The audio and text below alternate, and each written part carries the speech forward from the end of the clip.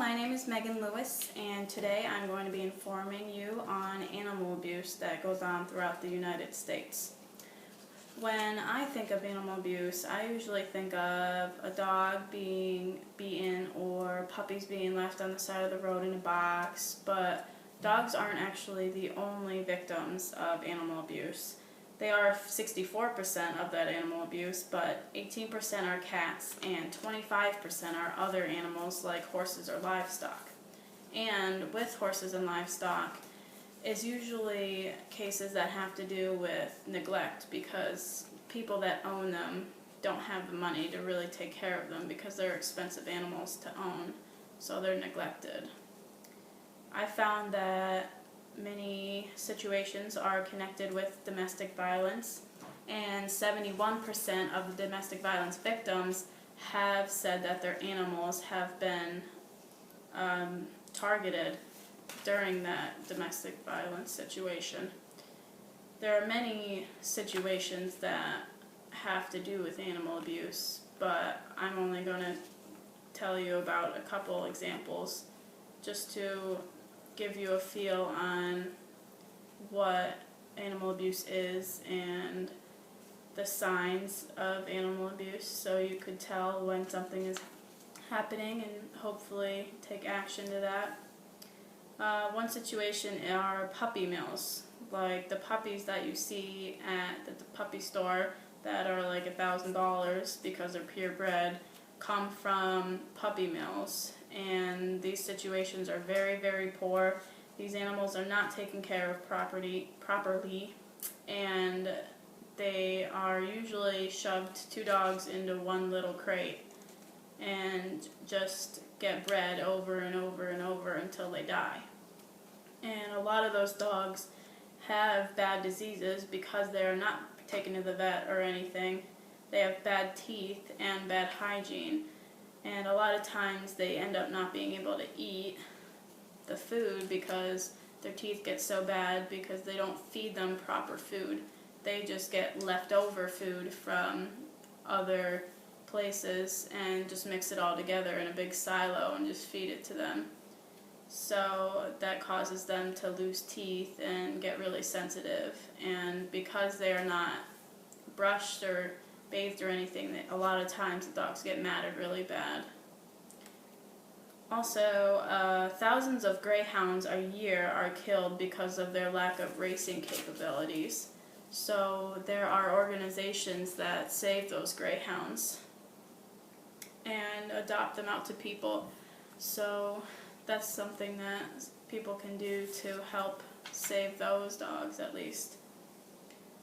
There has been professional dog fighting since the 1860s, and sadly, when it started, it used to be entertainment for policemen and firemen, but it has evolved into being very illegal and people doing it in the shadows just so they can have fun, I guess.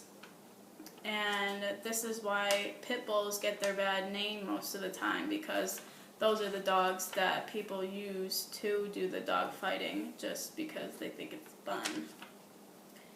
Another example of a kind of animal abuse is animal testing.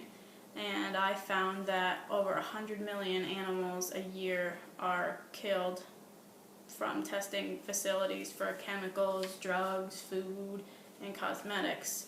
And some of those animals are dogs, cats, mice, rats, rabbits, monkeys, birds, and many other animals that are tested on for your makeup or your food or your medicine.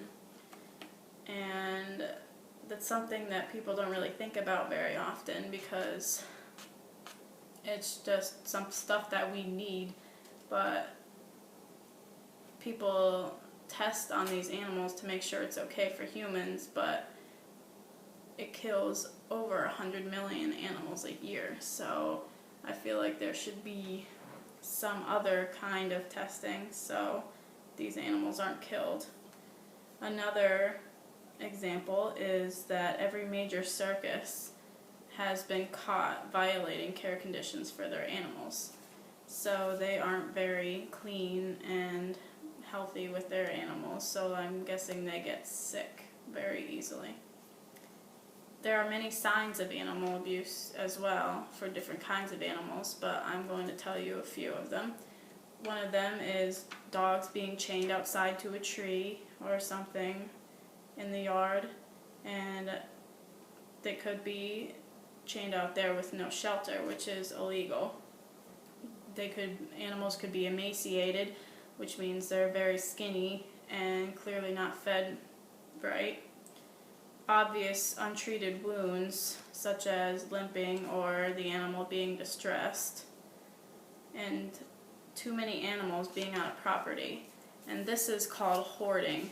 And some situations that have to do with hoarding, the owners don't necessarily feel like they're trying to abuse the animals. They feel like they're saving the animals by taking them into their home and giving them a shelter, but sometimes it gets overwhelming and they end up making the situation bad because they can't take care of all of the animals. Like if somebody has 49 cats in their house, they can't feed all of them, and cats die and get sick and make the situation really bad for all the other animals. So a lot of times authorities have to come in and take all of those animals and do something about the person because they might have some kind of mental problem.